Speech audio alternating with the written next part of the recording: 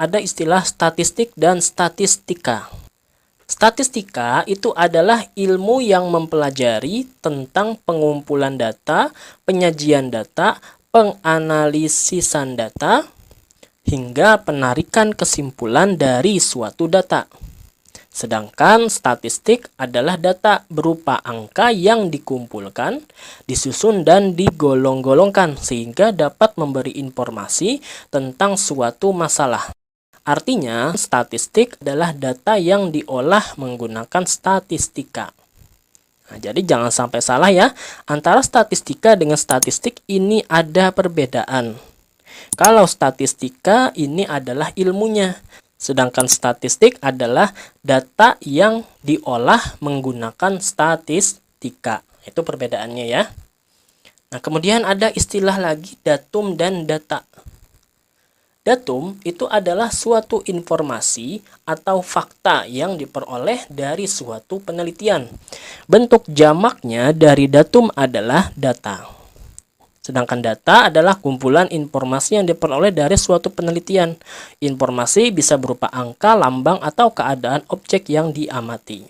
Jadi kalau datum ini sebenarnya suatu informasi, kalau data ini adalah kumpulan. Kata kuncinya itu terletak di sini. Bentuk jamak dari datum adalah data. Artinya data ini terdiri dari banyak datum. Datum adalah bentuk tunggal, sedangkan data adalah bentuk jamaknya. Kemudian ada istilah frekuensi. Frekuensi ini artinya jumlah data tertentu yang memiliki karakter yang sama. Nanti kita akan bahas lebih lanjut mengenai contoh soalnya.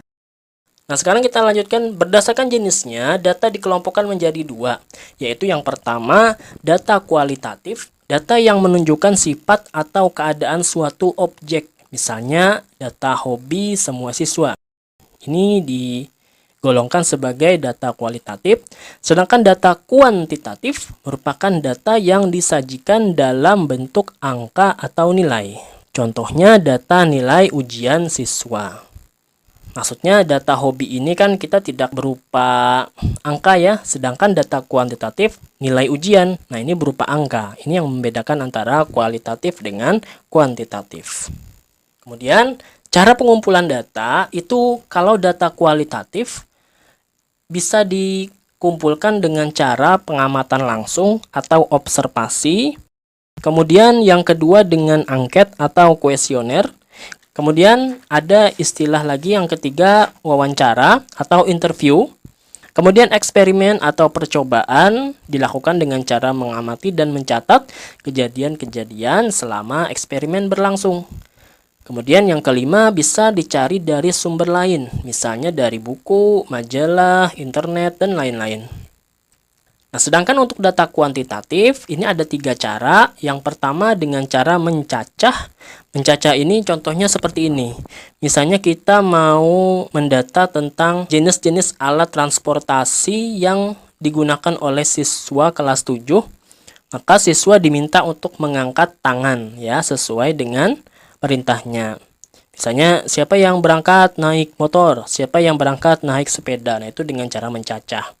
Kalau dengan mengukur, ini misalkan kita mau mengukur data berat badan siswa. Nah, ini dilakukan dengan cara mengukur atau dengan cara menimbang ya. Menimbang dengan alat.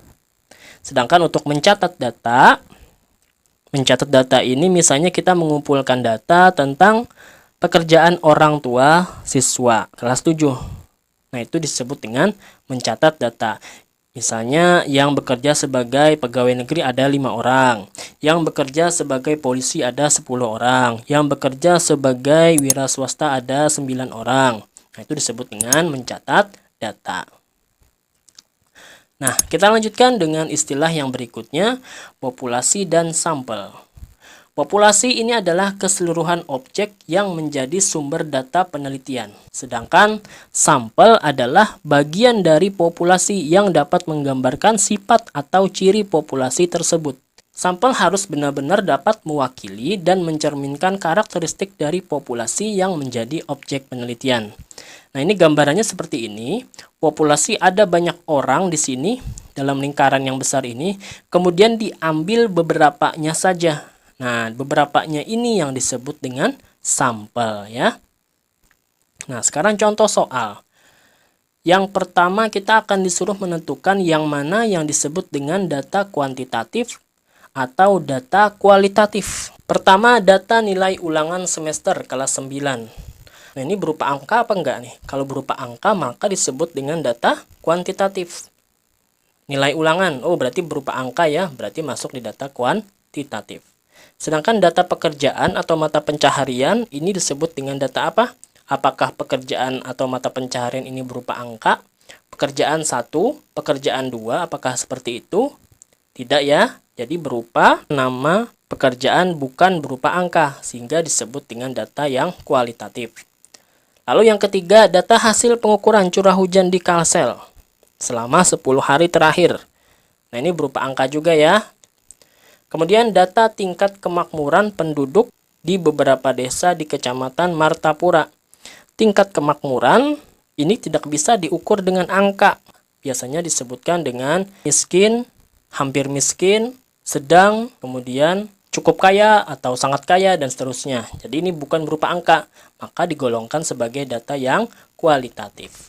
Nah, mudah saja ya cara membedakan antara data itu kuantitatif atau kualitatif. Contoh soal kedua, tentukan sampel dan populasi dari keterangan-keterangan berikut ini. Yang pertama, mengukur diameter beberapa kelereng dari suatu kotak kelereng. Nah, tadi pengertian populasi dan sampel, kalau populasi ini seluruhnya, sedangkan sampel ini sebagian dari populasi. Nah, oke, sekarang kita lihat lagi soalnya. Berarti, mengukur diameter beberapa kelereng dari suatu kotak kelereng yang menjadi populasi adalah seluruh kelereng di dalam kotak. Sedangkan yang menjadi sampelnya beberapa kelereng yang diambil dari dalam kotak yang akan kita ukur diameternya. Nah, seperti ini ya. Kemudian yang kedua, wawancara terhadap beberapa siswa SMP 1 Martapura mengenai jarak rumah siswa dari sekolah. Maka yang menjadi populasi adalah seluruh siswa SMP 1 Martapura. Sedangkan sampelnya beberapa siswa saja, yaitu yang diwawancarai.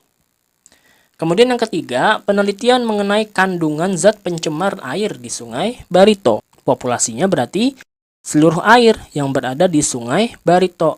Kemudian sampelnya otomatis air yang diambil dari Sungai Barito. Karena air yang kita ambil untuk penelitian ini secukupnya saja. Tidak mungkin kita mengambil air seluruh air di dalam Sungai Barito ya, nggak mungkin ya. Nah, ini adalah perbedaan antara populasi dan sampel.